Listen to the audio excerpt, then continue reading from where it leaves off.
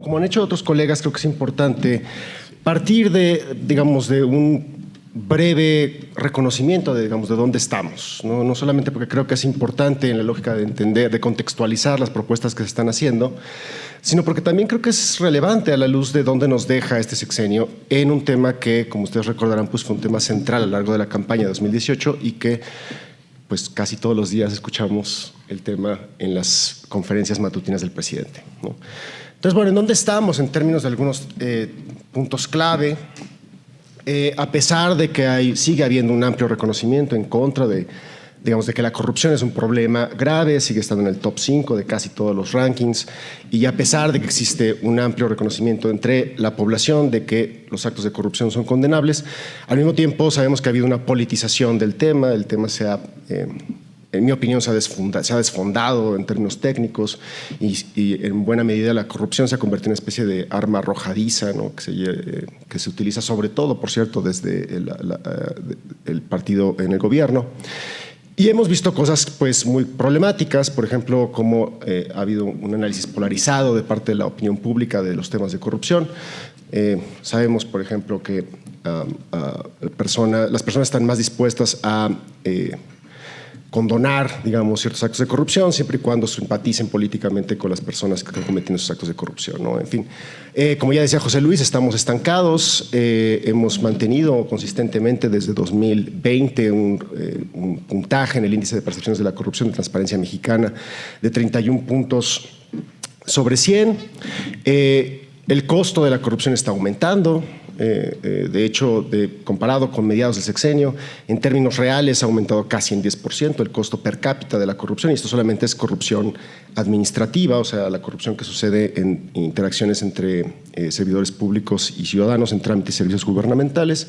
Y al mismo tiempo, pues tenemos algunos otros indicadores que son problemáticos en términos de las capacidades que tiene el Estado para prevenir y combatir actos de corrupción, ¿no? 7 de cada 10 contratos públicos siguen asignando por adjudicación directa, es decir, tenemos un sistema de compras públicas muy poco competitivo. A pesar de que no han aumentado las solicitudes de acceso a la información, sí ha aumentado la recursividad de las solicitudes de acceso a la información en casi 200%, es decir, las dependencias, particularmente las dependencias federales, siguen respondiendo a las solicitudes de acceso a la información, pero la calidad de la respuesta ha ido decreciendo y eso se ve en el reclamo que hacen los usuarios frente al Instituto Nacional de Transparencia.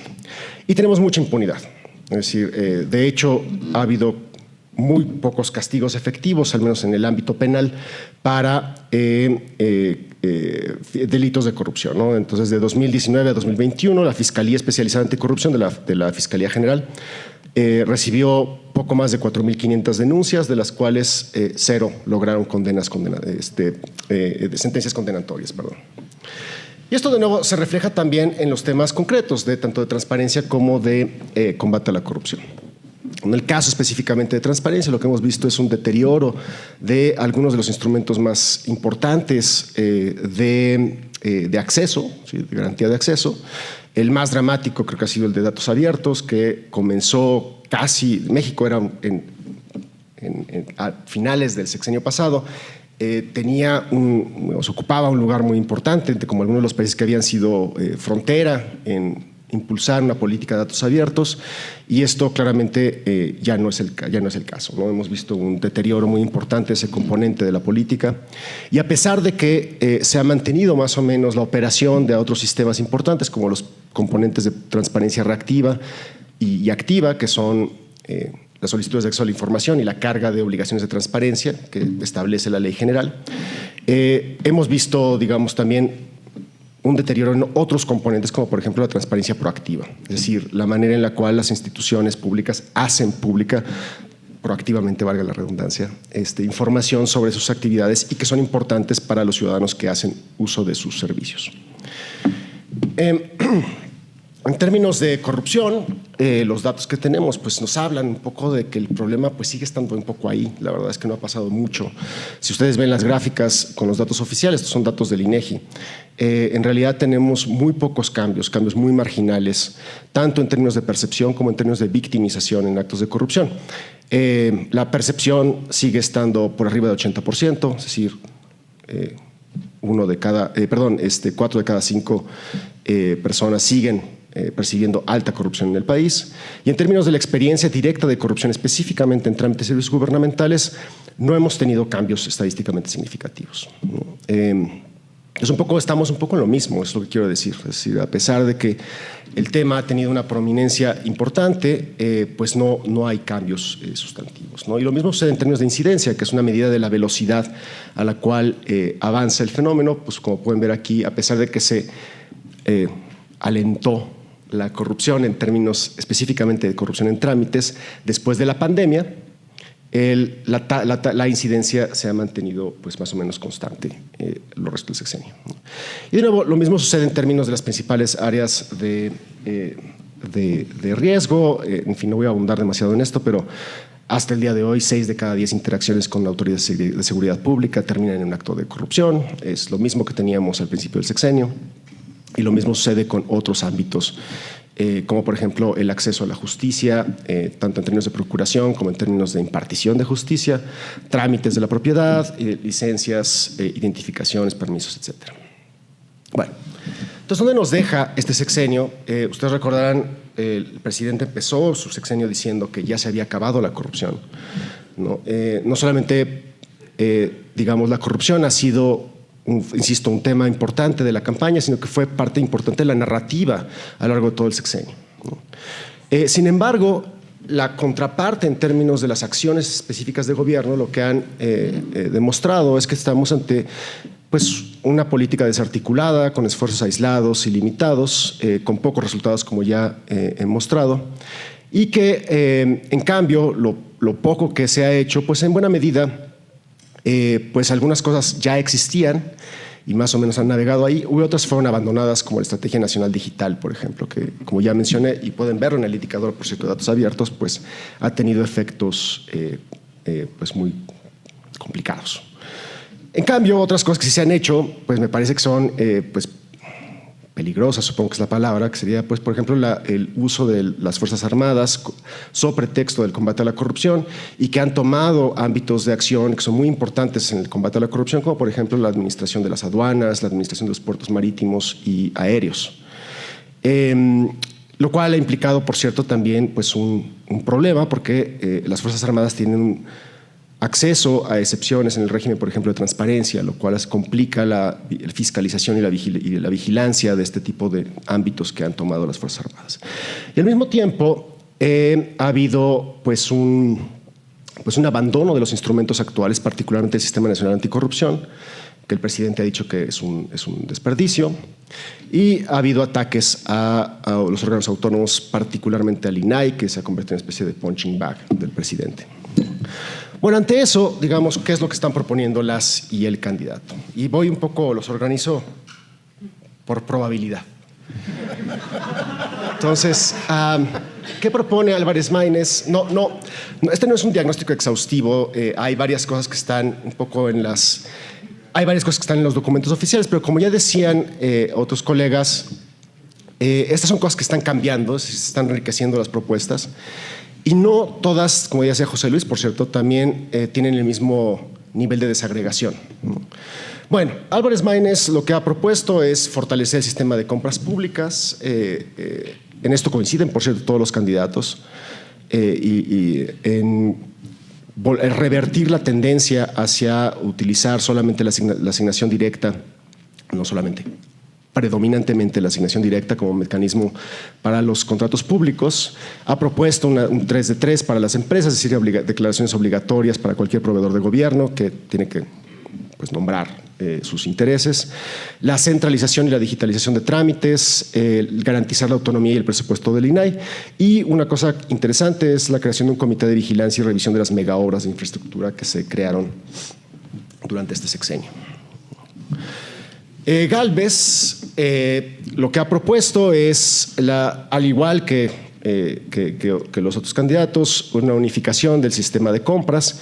Ella lo hace un poco más allá, dice que no solamente importa con renovar el sistema de compras públicas a nivel federal, sino que tenemos que integrar todo el sistema de compras públicas de nivel, digamos, en términos nacionales. De nuevo, digitalización y simplificación de trámites. Ha dicho además que hay que eliminar el uso de efectivo en las transacciones con el gobierno. Ha propuesto la fiscalización de programas sociales, específicamente la creación y actualización permanente de padrones de beneficiarios de estos programas. Se ha hablado de crear un INAI y una Auditoría Superior de la Federación con dientes. No sé muy bien de qué tipo. Pero, digamos, en el espíritu, supongo que la idea es no solamente garantizar la autonomía de estas instituciones, sino que darles atribuciones que permitan pues, llamar a cuentas a aquellos que no cumplen con disposiciones en transparencia o bien en términos de irregularidades en la cuenta pública. Y sí ha habido una discusión sobre el fortalecimiento del Sistema Nacional Anticorrupción, en términos del fortalecimiento de su marco normativo y presupuestario. Y Gálvez sí ha hablado de, por ejemplo, algunos elementos relacionados con la profesionalización, no tanto como quisiéramos, pero al menos ha hablado de algunos controles de confianza y concursos para acceder al servicio público federal. Bueno. Y luego está la propuesta de Claudia Sheinbaum, que es de la que más detalles tenemos, por cierto, porque además ya se presentó in extenso junto con su coordinador en este ámbito, que es el exgobernador Corral. Entonces, bueno, que han propuesto una política de Estado y un acuerdo nacional, el reconocimiento constitucional del derecho a la buena administración, del derecho a un ambiente libre de corrupción. Han propuesto una reforma están proponiendo una reforma al Sistema Nacional Anticorrupción, incluyendo, por ejemplo, la reconfiguración del Comité Coordinador del sistema y la eliminación de la presidencia ciudadana del Sistema Nacional Anticorrupción y pasar esa presidencia al Ejecutivo Federal. Y ha propuesto un gran acuerdo nacional en el que nos vamos a poner de acuerdo todos en que la corrupción es mala. Y después hay un cambio en el régimen de contrataciones y simplificación. Se ha propuesto una nueva ley general de compras públicas que homologue todo el sistema, no solamente a nivel federal, sino también en los estados y municipios. La tipificación del delito de simulación de operaciones, de nuevo, simplificación y digitalización de trámites, un poco replicando la experiencia exitosa que ha tenido que tuvo el gobierno de Sheinbaum en la Ciudad de México con la Agencia Digital de Innovación Pública. Hay una discusión sobre las notarías y las fiscalías que me parece un acierto. Creo que sí es importante hablar del papel que tienen los notarios en las cadenas de corrupción y en las redes que facilitan la comisión de estos actos.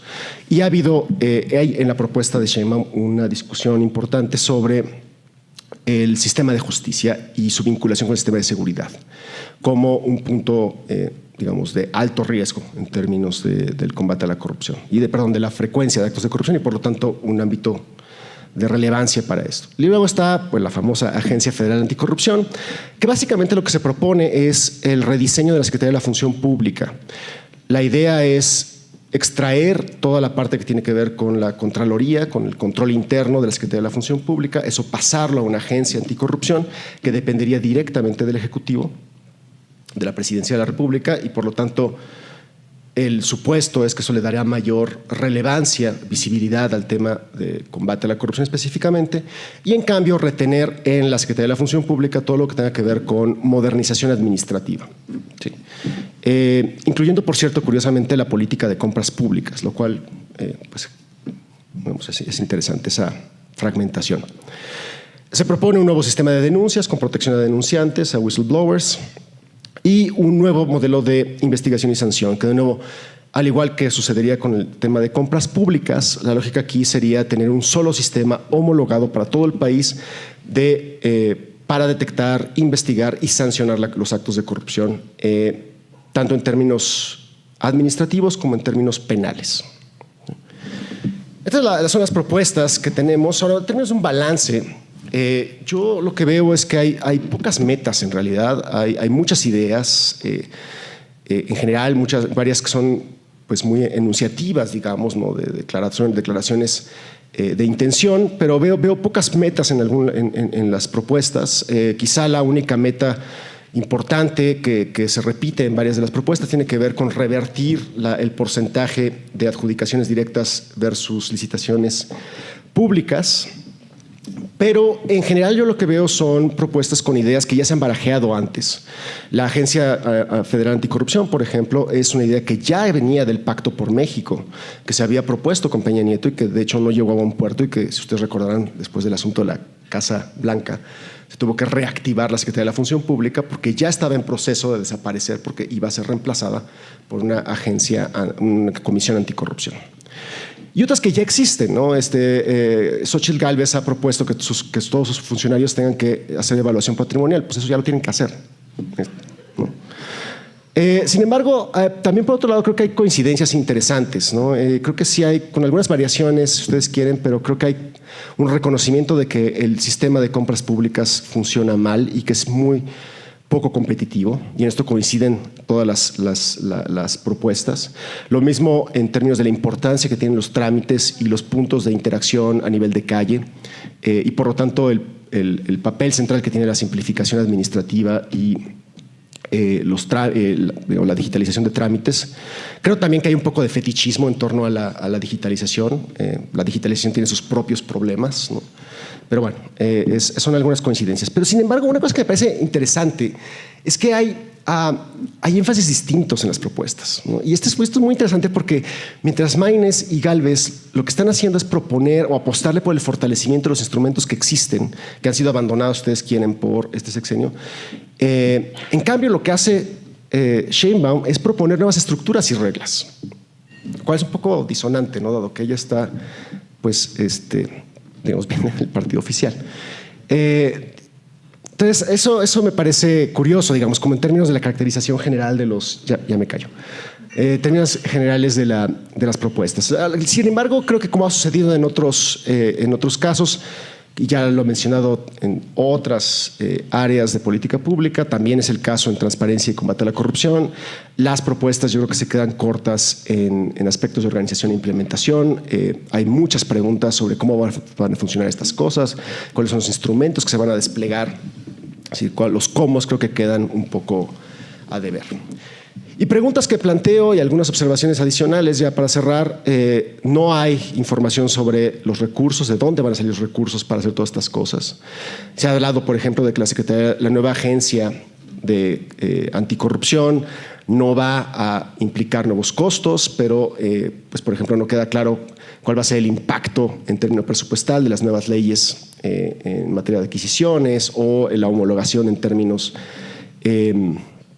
de combate a la corrupción en términos penales o administrativos. En fin, creo que hay una gran pregunta de dónde están, cuáles son los recursos con los cuales se va a contar y con los cuales se va a combatir a la corrupción. Y como ya decía Raimundo, pues las noticias no creo que sean, pues, muy halagüeñas en el ámbito de los recursos.